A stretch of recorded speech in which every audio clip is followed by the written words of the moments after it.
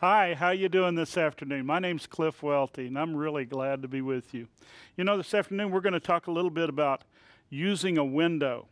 And I don't mean use a window to jump out to get away from somebody. This is going to have to do with painting and blending colors and matching the right color so you get exactly the right color. Did you know if you're looking at a color and it's up against another color, it'll look different. So you need to have some way to get a reference. So the way to do that is by using a window. Now I have a demonstration model here. This is what the window will look like. Now you won't use one this big, but I'm using it this size so you get an idea of what it's like.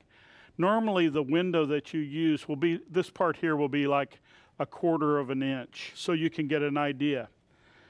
You will hold that window up against the color that you want to match. For example, on this dark material here, you would hold it up against there and look at that window.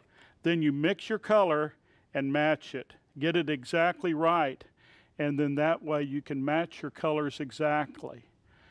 When you're mixing colors, of course there's such an array of paint available, but naturally you're not going to always have the right exact color that you want. So you need to blend and mix your paints sometimes.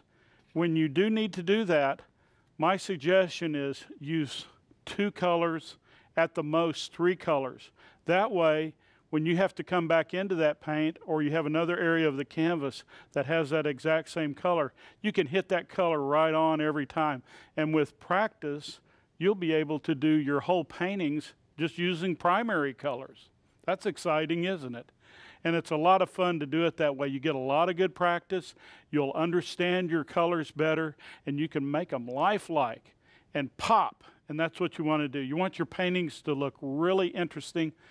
You ever gone to an art event and you're walking down looking at the paintings and you're just kind of cruising, and then there's one that will just jump out at you? Well, that's what you want yours to look like. So this addition of this to using a window will help you to match those colors. Always use high quality paints, the ones that you know that are going to be the same every time, and that's going to be a big benefit to you as well. So use paints that have a high content of pigment in them that you can match. These Charvin paints are excellent for that. Another thing you want to consider when you're thinking about matching colors and mixing colors, and that would be blending of the colors on your painting. If the more blended they are, the blurrier the line is. That pulls the painting back further away from the viewer. The sharper the line is, the more closer it is to the viewer. So when you blend your paints, that adds realism to your paintings. You ever look at some of the Impressionists, how interesting their paintings were. But if you look at them up close, they're just dabs of paint everywhere. But the reason why is because your eyes and your mind blend those colors to bring out that realism. To do your blending, you want to use a really nice, soft brush.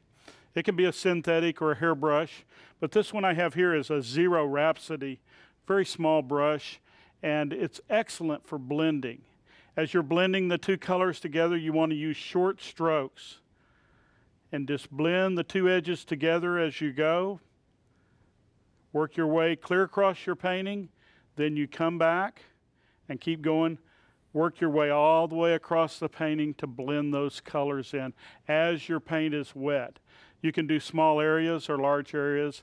You can do it at different times, but that's the best way to use the small brush.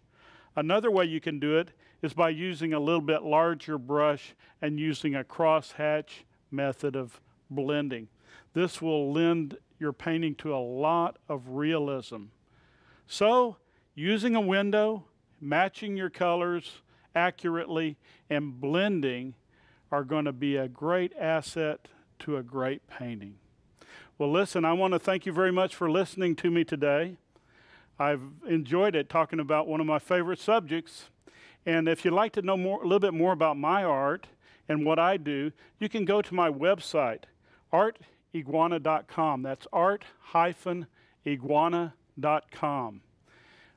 I also have a YouTube channel, which is Gallery Iguana 409.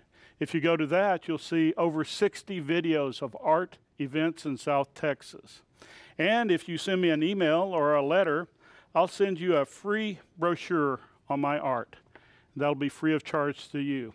If you ever get down to Brownsville, Texas, come visit me at 654 North Expressway, Brownsville, Texas. My phone number is